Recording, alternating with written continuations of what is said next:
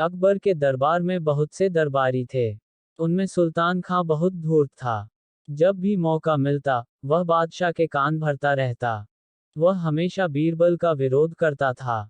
किंतु वह यह भी जानता था कि बादशाह अकबर बीरबल को बहुत ज्यादा चाहते हैं।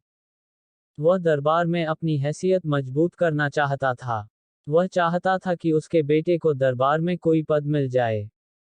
इसके लिए मौका मिलते ही जहांपनाह से उसकी सिफारिश करूंगा। बीरबल की तेज आंखों से यह बात छिपी हुई न रह सकी। उन्होंने सोचा कि मैं हर दिन अपने बेटे को दरबार में ले जाया करूंगा और मौका मिलते ही जहांपनाह से उसकी सिफारिश करूंगा। बीरबल की तेज आंखों से यह बात छिपी हुई न रह सकी। उन्होंने सोचा कि सुल्तान खां अपने शैतान बेटे को अपने साथ लाने लगा है। दरबार में खजांची का पद खाली है। वह इस पर अपने बेटे को नियुक्त कराना चाहता है। एक बार की बात है। दरबार लगा हुआ था। तभी अकबर ने देखा कि सब लोग आ गए हैं। बीरबल अभी तक दरबार में नहीं आए हैं। उन्होंने पूछा, बीरबल कहाँ हैं? उनके पास खड़े हुए सेवक ने बताया, वे अभी तशरीफ नहीं लाए जहांपनाह। अकबर के चेहरे पर थोड़ी नाराजी दिखाई दी। सुल्तान खां ने बादशाह की ओर देखा और मन ही मन खुश हुआ। उसने अपने बेटे से कहा, बादशाह सलामत बीरबल से नाराज लग रहे हैं। यही मौका है अपनी बात कहने का। वह अपनी जगह से उठा और बादशाह से निवेदन किया, जहांपनाह। आजकल बीरबल दरबार के प्रति लापरवाह हो गए हैं। उन्हें दरबार के वक्त का पाबंद तो होना ही चाहिए।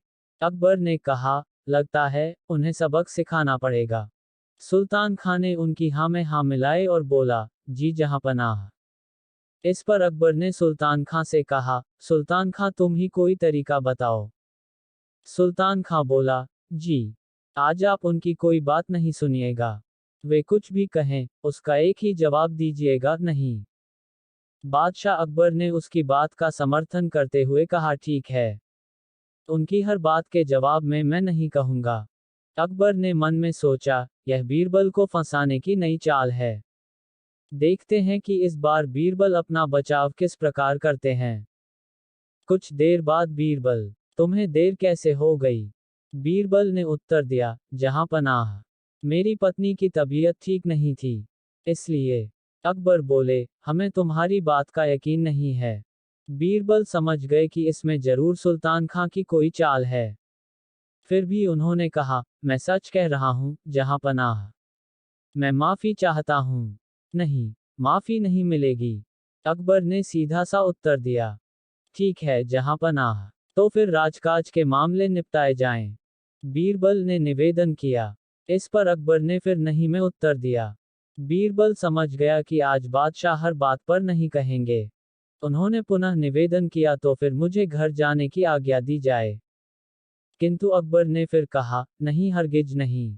बीरबल ने देखा कि सुल्तान खां के चेहरे पर मुस्कान है। वह अपने बेटे से धीरे धीरे कुछ वह कह रहा था। तभी बीरबल को एक नई युक्ति सूझी। उन्होंने निवेदन किया, जहांपनाह, आपसे एक प्रार्थना है, सुल्तान खां के बेटे को नया खजांची नियुक्त कर दें। बादशाह अकबर तो आज नहीं कहने का मन बना चुके थे। उन्होंने जोर देकर कहा, नहीं बीरबल नहीं। बीरबल ने झुककर आदाब किया और बोले, आपकी जैसी मर्जी जहांपनाह। अकबर समझ गए कि बीरबल ने सुल्तान खां के तीर से ही सुल्तान खां को घायल कर दिया है।